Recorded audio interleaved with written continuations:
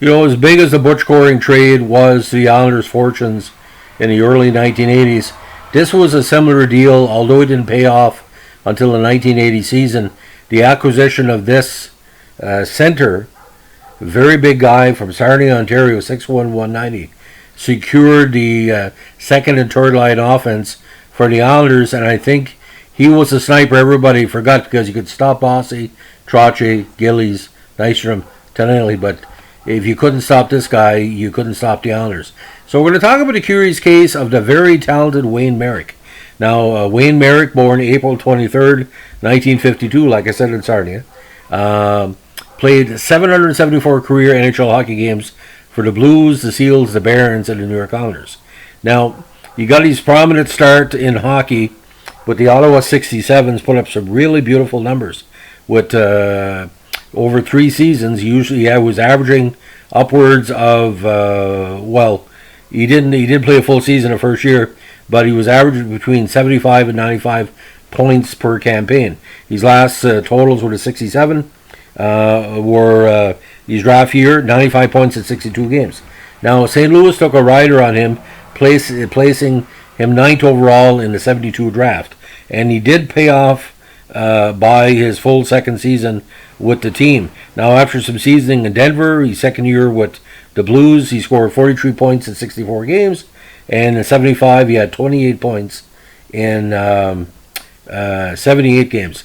Now, in a trade that didn't really make any sense, or a team shift, he found himself with the California Golden Seals in 76. Now, I think the Blues made a mistake. If they would have kept him, he could have worked more with Gary Unger and later on Bernie Federico and some of the key draft picks. But in that combination year, he had 32 goals in 1976. He put up, which was technically his best overall season. Now, when California moved to Cleveland, he played a full season with the Barons, put up some interesting point totals, 56 and 80 games. Now, 78, where was getting rid of the old and bringing in new. The Islanders were getting a lot of new players. Trottier, previously Bossy, was in the 4 by the 78 draft. So they gave up on legendary players J.P. Parisi and Jean Potvin for him in 1978. Now, he hit the ground running with the Islanders, 24 points in 37 games, and again 7 points in extended playoff for the Islanders.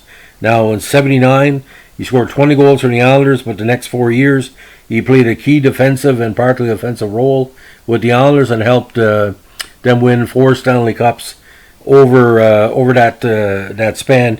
And he also played in the 84 Stanley Cup playoffs, where the Islanders made it along to the finals.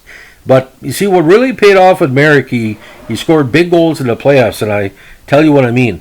He averaged a point a game pace in the 81 playoffs with 6 goals and 12 assists, and again in 82, a big 6 goals in 19 playoff games, which he only scored 12 goals in a regular season, but you put him in the playoffs and he would put the points in. And even in 1980, he got some key points and goals in their what I call their marathon run towards the Cup in 1980. Now, he was also part, and I'm always bringing up this team in previous podcasts, of that groundbreaking 1977 Team Canada at the Worlds, where he had 7 points, including 4 goals in 10 games. But Merrick's smooth style, and what was very interesting, Bob Cole said it more than once. He said, you don't expect Merrick, and then it's pucks in the net. And I think with that, you could stop the first and second line, but we had a guy like Wayne Merrick, especially in the road. He had a lot of key points in the road contest for the Islanders. But I think as soon as Goring arrived, it put less pressure on him, because there was a lot of pressure on him when he came across. But really, the 78 loss to Toronto and the bummer loss in 79 that stopped them when they were the best team in the NHL, really.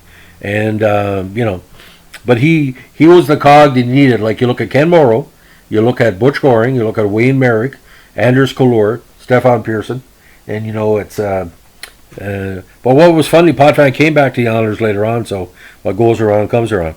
So that's the legend of Wayne Merrick. Ladies and gentlemen, if you like my podcast, please give me a like, comment, or subscribe. Requests are always encouraged. And if you like my channel, tell your friends. And if you don't like it, as we say in the Wayne Merrick household, don't tell nobody. Have a good day. Bye.